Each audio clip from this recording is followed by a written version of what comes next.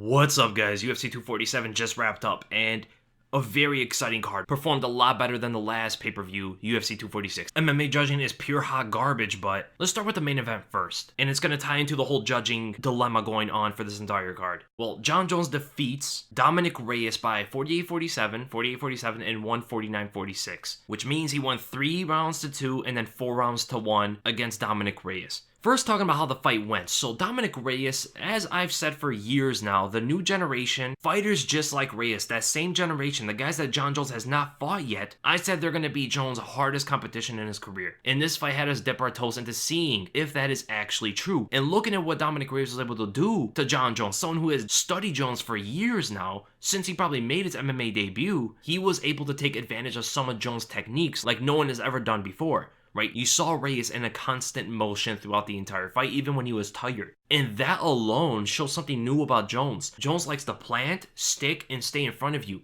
When you start moving around like this, the only thing he really has to answer for it are kicks to intercept you. But he just couldn't get the angles down. There were multiple moments in the fight where he was pressuring Reyes as Reyes was moving along the cage, and Reyes would fake to the left, fake to the right, make Jones think like he's going to go one direction. Jones just didn't throw anything. He's like looking, okay, where's Reyes going to move, man? And then once Reyes like popped a jab out and then took an exit on the same side he threw the punch, Jones just did not see the movement and he just let Reyes out of there. It happened so many times in the fight. And not only that, the output for the first 3 rounds and even in the 4th round, at the beginning of that 4th round where he finally stunned Jones for the first time, like clearly stunned Jones up against the cage with that left straight. It's those angles, man. Reyes is able to take these angles so quickly. I mean, faster than anybody I've ever seen before. Even faster than Lyoto Machida back in the day, right? A lot of people, even Jones, was comparing Lyoto to Dominick Reyes when it comes to the angles. And it just shows Reyes is at another level with this, man. He fades out on the same side he throws punches, which makes it very hard to counter him and very hard to dial down exactly where he's going to be. The first thing you see is Reyes, then you see the fist coming into your face, and the next thing you see is Reyes already on an angle on you. It could be very discouraging fighting someone like that when you just cannot get down the timing, cannot get down the targeting of your opponent. And for those first 3 rounds, man, it was really troublesome for Jones. That left hand is just dynamic. And it just shows, a lot of people were saying before this fight, and Jon Jones even alluded to it, Dominick Reyes really only has a left hand that he has to worry about. But it doesn't really matter. It's almost like a Conor McGregor where, yeah, he's not as well-rounded, but everything he does is efficient. This is exactly what I was saying in my prediction for this fight. Even though Jones is more well-rounded, he does a lot more things than Reyes. Reyes is efficient with everything he does. There's not one thing he does that is not high level. Besides maybe his cardio or maybe his pacing. Because to be able to move constantly for 5 rounds like that just shows he does have good cardio. But he just might have gassed himself out for the first 3 rounds a little bit to the point where he couldn't connect with the same kind of power at the end of the 4th round and also in the 5th. Something that Dominick Cruz was mentioning throughout the entire fight. The kicks were there, the body kicks, some of the head kicks were close. Jones kind of fought the same like he always does. He attempted a couple takedowns. Yes, some of them got Reyes to the ground, but nothing significant at all. Like less than what Ilir Latifi was doing to Derrick Lewis. But for some reason, it seems like people want to give Jones more credit than Latifi, even though Latifi did more damage and had more top control on Derrick Lewis than Jon Jones having on Dominick Reyes. But that's another issue. And I saw a lot of narrative about Dominick Reyes that his wrestling defense is probably not at this level after seeing him fight Volkan Oezdemir. And it has pretty much been confirmed. Dominick Reyes' wrestling defense, his takedown defense, is solid, man. Super solid. To the point where Jones really couldn't do anything much. Yeah, he got raised to the ground a couple times, but never really able to do anything. And that is a very rare thing for Jon Jones. The only other guy that was something similar to that territory was Alexander Gustafsson in the first fight. And it just showed that Dominick Reyes is on the level of Jon Jones when it comes to skills, when it comes to competition. And it could also show that other fighters of this generation, maybe like a Corey Anderson, maybe Johnny Walker, if he can get things together. Other fighters in this weight class, it's extremely interesting to see them fight Jon Jones. That is what I said is the most interesting thing about this fight is the difference in era. It's something that all the greats had to overcome or had to face in their careers.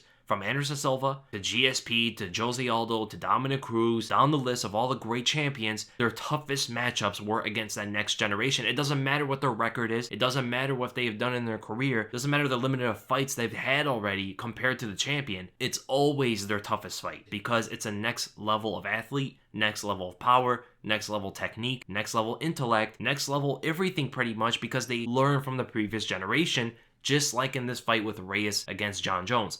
It seems like, I could be wrong on this, but just at the eye test, looking at through Twitter, looking at what people are thinking, it seems like a lot of people had Dominick Reyes winning this fight. I had Dominick Reyes winning. I could see 48-47. I could even see 48-47 for Jon Jones with the second, fourth, and fifth rounds, right? Second round was very, very close. I personally gave it to Reyes, but if you want to make a case for Jones, I could see that. Those kicks were landing, not too much damage from Dominick Reyes compared to some of the other rounds. The fourth and fifth rounds, I could see going to Jones. I personally gave the fourth round to Dominick Reyes when I was scoring it live, because when I saw it in the first half of that round, yes, Jones was landing more throughout the round, but he didn't cause the same amount of damage. Now, I'm forgetting that the rules are not the new rules. In Texas, they're the old rules, so I guess they go to Jones. But if it was the new rules, which I'm very accustomed to, I'm pretty sure Dominick Reyes would have won that round, just because he caused the more damage of the round. But whoever gave Jon Jones 49-46, and I believe it's the same judge that gave Andre Ewell the win over Jonathan Martinez, which was extremely questionable. And this same judge, well, let me get his name,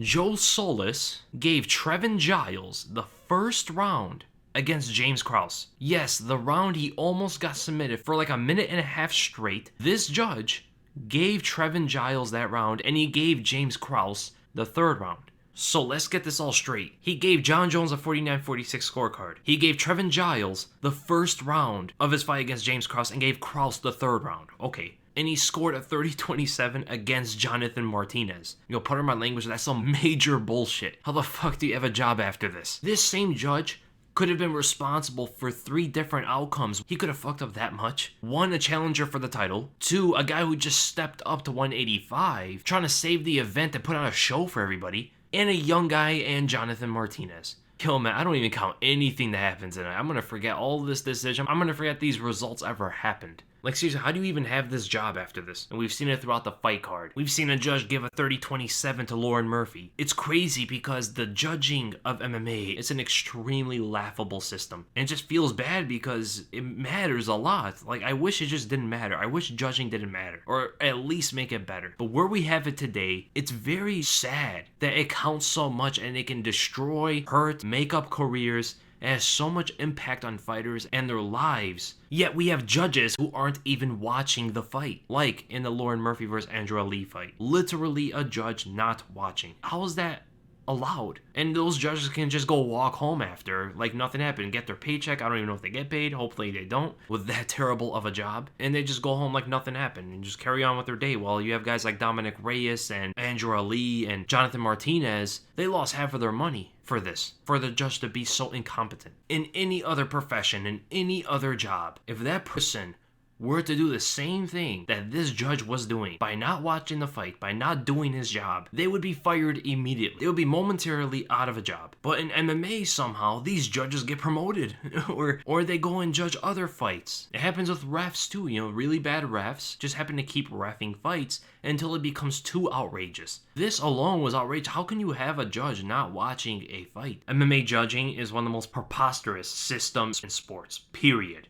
It's one of the craziest systems. Like, you got people that shouldn't be judging fights. They don't even watch fights on fight night. How can you have that? That's like a surgeon who's about to operate on you. He's watching TV as he's cutting you up. Like, this is what we're seeing here. Just like Joe Rogan said, I can't get mad at it that much anymore because it's been such a big issue for a long, long time. And like I said it compared to boxing, I said that boxing judges, it seemed like they're more corrupt. It seems like it, in my opinion. But MMA judges are just completely incompetent. And this just proved it tonight. And I don't even know which one I'd rather have more, to be honest. And it looks like a lot of them are the same people, but probably different things going on that we don't see. But who I'd like to see next for these two, as for Jon Jones, I understand there is the heavyweight move up, but showing how competitive these light heavyweights are getting, I want to see him fight the winner of Jan Blachowicz versus Corey Anderson, especially if Corey Anderson wins. If Corey Anderson wins, he 100% merits a title shot. And it's a different kind of fighter than Jones has fought in his career. A grinding wrestler, never gasses out, high volume, not the powerful puncher that you usually see Jon Jones fighting, but someone who can put punches together and has very good boxing. Something that Jones is consistently showing in his fights that he is lacking a bit more than anything else in his skill set. And it's a guy that Jones possibly won't be able to take to the ground. It's someone that's not going to fade. It's someone that's going to outpunch him when it comes to punch count. Yes, the kicks can be a very big issue though. That's the biggest issue if Corey Anderson fights Jon Jones. And as for Dominick Reyes, I I'd like to see him fight Thiago Santos, to be honest, because Reyes and Santos both had very controversial fights with Jon Jones, where a lot of people thought that they both beat Jones, and maybe them fight each other in the fall, later summer, can get the next title shot for Jones, right? Because a lot of people wanted to see the Thiago Santos rematch, and people are now calling for the Dominick Reyes rematch just because of how close those fights were. And the winner of that fight should get the next title shot after the winner of Corey Anderson versus Jan Blachowicz. And then we go to the co-main event. Valentina Shevchenko defeats Katlyn Chookagian by TKO 1 minute and 3 seconds in the third round. Now, this was a complete shutout. Valentina Shevchenko just showed that she is among the best fighters in the world right now. Technically, there are very few fighters. You can only count a handful of male or female fighters that are as technical and well-rounded as Valentina Shevchenko. She fights very smoothly, extremely artistic, perfect technique with everything you throw, everything you learn in the gym. Those are the techniques that Valentina Shevchenko has perfected. All the fundamentals and even some of the flash. I mean, she went out there and connected with a clean spinning hook kick. It was very well executed. I just think if she put a little bit more power, a little bit more follow through instead of connecting and then pulling back a bit, I believe we could have saw even a spectacular knockout. In hindsight, we could have saw something crazy like that. Imagine another head kick knockout from Valentina Shevchenko, but right after she threw another perfect axe kick that nearly caught Katlyn Chookagian again. Katlyn moved back, leaned away from it, and it caught her to the chest, and you see all the power kind of sunk Katlyn's chest in and pushed her all the way back. People just don't throw that kick too much because it's a very difficult technique to be effective with in an actual fight. The timing of it is as advanced as you can get, but the power in it is crazy. It could be outrageous at times. And when she threw it, man, I was so happy. I was smiling for the rest of the fight just because of that kick. I knew what was going on. I knew who was going to win. I was just thinking about that axe kick throughout the rest of the second round and the third. But at the end of the day, a lot of light kicks were landing. And at the end of the day, just Katlyn didn't commit with anything. She tried to point fight and lost almost every step of the way. I really believe that the UFC could have grabbed the next contender to train for Valentina that night, threw her in there right after the Katlyn Chookagian fight. I'm talking about like 5 minutes after. And I think Shevchenko would beat her too. No matter who it is. That's how good she is, man. That's how amazing she is. And who these two should be fighting next. For Valentina Shevchenko, I know a lot of people are calling for the Amanda Nunes rematch, but I actually want to see her fight Roxanne Modafferi first before she moves up. And there are a couple reasons for that. So Roxanne Modafferi, a lot of people don't know her too much, but she is a pioneer of the sport. She has fought longer than most fighters in the UFC at the moment. And she's still getting better, and she's on a win streak, right? She just beat Macy Barber, someone that a lot of people didn't give her a chance in, and she also beat Antonina Shevchenko, Valentina's sister, who a lot of people didn't give her a chance in. So there's also a storyline, a little bit, for Valentina to avenge her older sister. And Valentina will for sure be honored to fight someone like Roxanne, who's been fighting around the same time Valentina has, right? Someone who's been in the sport for so long, more fights than every other female fighter on the roster, still getting better, and one of the most likely contenders next for the title shot. It just makes a lot of sense to put this fight together. I want to see this first before Valentina moves up. And there are a couple places where Roxanne can pose a couple problems, especially on the ground. I believe she is an overall better grappler than Valentina Shevchenko. Her strike is nowhere near to par, but if it ever gets to the ground, that's where it can be pretty tricky. And we know that Valentina likes to go for the body lock whenever it gets a little bit too close. When the aggression, especially against someone like Roxanne, who will bring that aggression to you, she'll grab the body lock just out of habit, maybe try to get it to the ground or control it in the clinch. But from there, you could even see Roxanne pull guard or something. It could be very interesting. And as for Katlyn Chookagian, no, the division is up and down when it comes to contenders. One win, it can put you up 10 places. So there really isn't a concrete lineup when it comes to contendership. Maybe her versus Jessica Ai or Joanne Calderwood or something like that would be a good one. And then we go to Justin Tapa defeating Juan Adams by knockout, 1 minute and 59 seconds in the first round. So Juan Adams came out of the Jackson Wink gym for this one, and he used that eye-poking technique. Didn't really poke his opponent's eyes, but he was extending his fingers and just creating a lot of range because he's a huge heavyweight, man, long, tall, and he was trying to use a lot of kicks and just keep Justin Tapa at his reach, because Tapa has immense knockout power, very reminiscent to Mark Hunt, the way he throws punches. And the way he got to Juan Adams is he faked the left and the inside because he is southpaw, faked the left power hand. Juan Adams extended his arms forward, and that right hook, palm down, just like Mark Hunt, connects clean over the top. And that's pretty much what ended it. The uppercut came afterward, the right uppercut. I wonder if Tapa is actually right-handed as a southpaw, because he threw that right hand twice. And those are the ones that finished off Adam. And he tried to actually walk off. Justin Tapa actually tried to do the Mark Hunt walk off. Pretty funny, right? So it was a good fight for Justin Tafa. He came off a devastating knockout loss in his last fight. It was really bad. It could be very discouraging, especially for a young guy like Tafa, to come off something like that, but he looked spectacular in this fight.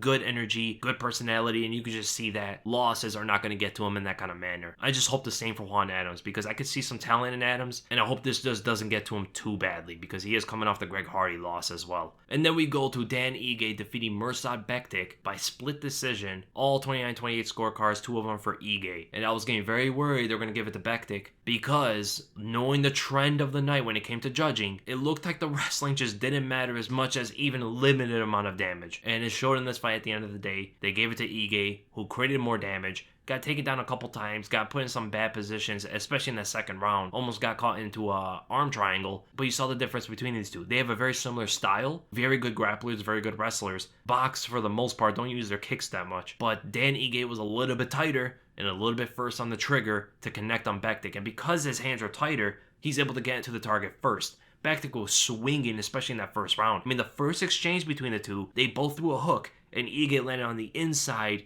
with that short left, and that's pretty much what set the pattern for their exchanges. And Ige, just something about him, he loses second rounds, and it's something he understands about himself, and that's very good for him to understand. It might be that it's not the explosive start of a fight, and it's not the grueling end. Right? It's like that weird zone. That second round could be a weird zone at times where it's just somewhere to be consistent. It's not something where there's a lot on the line. The first round could be explosive. They're both fresh. You can get the knockout. You feel very good. And the third round in a 3-round fight, it could be grueling because now you have to dig in deep. The second round normally is not a round where you have to dig in deep unless you're gassing out. So I can probably understand why he lets off the second rounds, because he said at the end of the fight as well that he's a guy that will dig deeper than anybody else. So it just falls into his mentality, it seems like. But good win for Dan Ige, and he's most likely going to be in the top 15 after this win. And I would love to see him fight Arnold Allen. That would be a good one. Sadiq Youssef would be very explosive, but they're both prospects, so I don't really want to push him into Sadiq yet. They're both promising, man. Shane Burgos would be a good one. That'd be a very fun one. Or even a Kelvin Cater. You know, there's a lot of fun fights for a guy like Dan Ige, who always brings it. And as for Mirsad Bektic, anybody outside of top 15, just right out of there. He could rematch Darren Elkins. I know he would want that kind of fight. They're both kind of on a bit of a skid in their careers right now. And then we go to Derrick Lewis defeating Ilir Latifi by unanimous decision. All 29-28 going to Derrick Lewis. Now the fight was intriguing because it became not the bull versus bull that we all expected. Two guys just going at it until someone falls. It became a very strategic fight from both fighters, actually, and it kind of surprised me, and I actually enjoyed it a bit, because Derrick Lewis, in the beginning, it looked like he tried to knock out Latifi, and then he saw what Latifi was doing to him, so then he started to be a little bit more patient, and he looked very, very composed and confident, even still, and it's something you don't normally see from Lewis. He started to time those switch high kicks, a lot of them nearly caught him clean, and he was just trying to find his timing, trying to target that right hand of his, but he kept throwing an overhand right on such a shorter fighter, and that just made Latifi to go under, get the body lock, and those flying knees, it looked like Lewis tried something else to intercept the duck of Latifi, and they were just way too telegraphed. Very easy to see from Latifi. Such a big guy running a mile away to flying knee you, it's kind of hard to miss that. And Latifi just moved back, grabbed into the body lock again, able to take down Derrick Lewis a couple times. Now, yes, he didn't do that much damage, but a lot of the second round, and I believe even the third round, was spent on the ground with Latifi on top of him, and these are the old rules. So, by the old rules, I would think Latifi should have won this fight, and Dominick Reyes even agreed to that. You have to look at the rules, right? And back in the day, the old era, Latifi would have most likely have won this fight. Still very close fight. There wasn't that much damage, even still. Yes, in the third round, there was that one uppercut that landed. Nothing else really significant from Derrick Lewis's part. A lot of people just see Lewis, he's big, scary, and powerful. They see his hands fly and they automatically think something's happening when really it isn't. This happens very, very often, and I know it skewers their judges, knowing that judges are not even looking at fights at times. And this is confirmed by Joe Rogan. He witnessed a judge not even watching a fight for like minutes. So I know those same judges are going to be swayed if they see powerful fighters throwing their hands when nothing is really landing that cleanly, maybe one or two shots, but they probably think everything's landing and the fighter on the defense is losing. Look at the Jon Jones fight, right? Where was this narrative during that one? Very similar thing. Jones believed that he won because of the wrestling. But if you compare that to this, Latifi was more effective with the wrestling against Lewis, and Reyes was more effective with the striking, with the power against Jon Jones. How does Derrick Lewis win and Dominick Reyes lose?